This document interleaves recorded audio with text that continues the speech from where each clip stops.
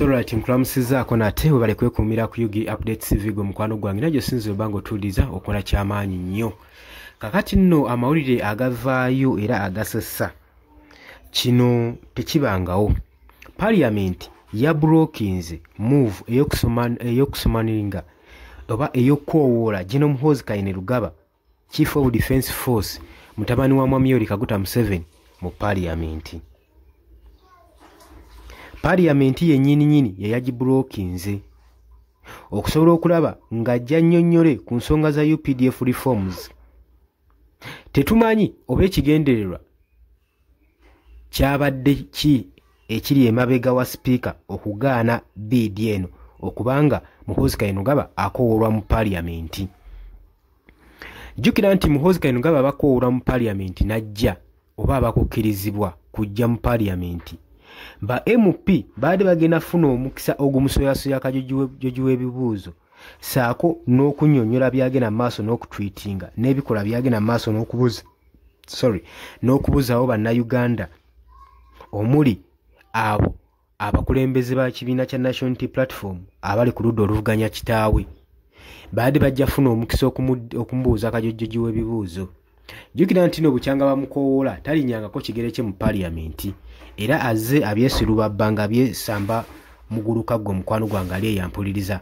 Kakati Parliament yennyini ng'abaka bavuddeyo nga bagamba Chief of Defence Force alina okulabikako mu Parliament annyonnyole bino wammanga ebigenda maaso n'otutawaanya. Jjukira nti no babadde mu session egenda maaso n'okuyisa UPDF Amendment Bill ey'okuwa UPDF omwagaanya okusobola okubeera nga bawozesa ba civilian si b'amagye bokka wabula ne civilians. Wabula ku nsonga eyo bwe bayogeddeko n'ababaka abamu abakulembeze bagenze maaso n'okugamba nti nno balina okimanya nti nno military court it's just a disciplinary committee si kooti wabula disciplinary committee erina kudisciplininga ba agenti baayo era nga be baamagye be balina okuba badisciplininga. So temukirigadingako kubanga kooti eyo si kooti era tesobola kubanga ewozesezebwamu ba civilian. Omusango olw'okulinnya enkandaggo ababaka balabiddwako nga bayisa ekiteeso omwabadde Ssemujju Nganda ow'Ennakawa municipality yavuddeyo ng'agamba waaki tumenyekana bino byonna ate nga Chief of Defence Force gyali tumuyite tumubuuze akana n'akataano naye kyabamaze enviri ku mutwe Parliament omwabadde ababaka oluli ku ludda olwa gavumenti okuwakanya biidi eno obutakoowoola Muhoozi Kainerugaba mu Parliament. Oli ku Yugi Update TV ko sinzo oba ng'otuwuliza kutegeeza nti okola kyamaanyi nnyo okwekuumira ku mayingo gano wabula gwe atannatweyungako kirira wansi waliwo ekigambo subscribe kikooneko obeere nga otweyungako ddala bulungi nnyo. Yabadde ayisibwa akoowoolebwa asobole okuba nga annyonnyola ku reforms zino zigenda mu maaso n'okutawaanya ababaka ba Parliament n'okuteeka eggwanga lya Uganda ku bunkenke okubanga ba civilian baagala kutandika kubanga bawozesebwa mu martial courts ekintu ekitali kya bulijjo oba oliawo abamu kibalabanga ekyobulabe ekitattana ne ssemateeka oba ekinyoomoola ssemateeka w'eggwanga Uganda. Motion ebadde erina okuba nga ekoowoola Chief of Defence Force General Muhoozi Kainerugaba okujja mu Parliament okuba nga annyonnyola proposed UPDF Amendment Bill yabulokingiddwa ne bammembers aba Parliament. Motion ene yaleeteddwa ne Mukono Municipality MP Betty Namboozo era nga yagendereddwamu okubeera nga ereeta General Muhoozi Kainerugaba akiralifayinge annyonnyole okusinziira ku military's position ku several occasions ezigenda maaso ku biiru eno.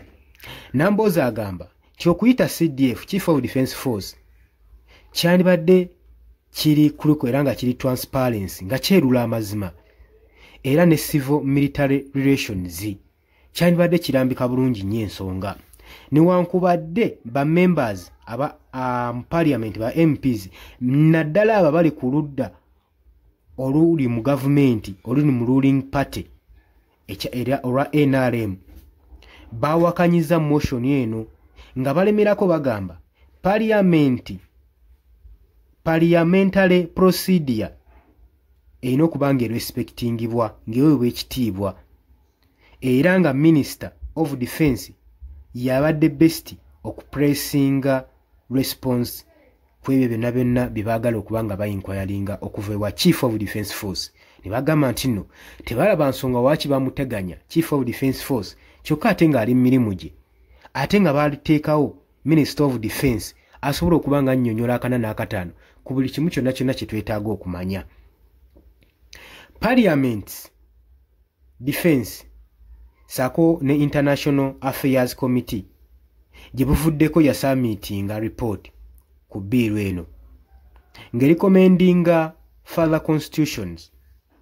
Newankubadde opposition MPs bawakanya komiti eno nga bagamba tekijja kukola era nga kilaakinga, bagamba komiti eno eraakinga military input okuva eri mba top leaders. Kitegeeza komiti eno teri mukulembeze n'omu okuva mu UPDF era nga bagamba emulaakinga omukulembeze.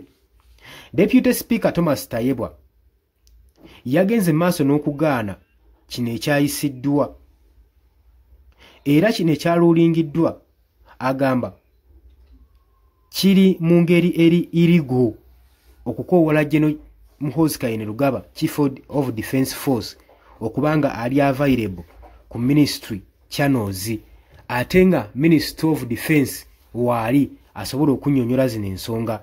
Tayebwa yakkaatiriza ng'agamba Chief of Defence Force nga serving military officer tali direct answerable, tasobola kubanga kwegamba ansalingira ddala direct ebibuuzo bye baagala omubuuza mu parliament okuggyako ng'aliwo under special constitutional provisions ezimwetaagisa. Ba opposition MPs balaze okwennyamira saako n'okuliibwamu olukwe nga bali so disappointed okukoowoola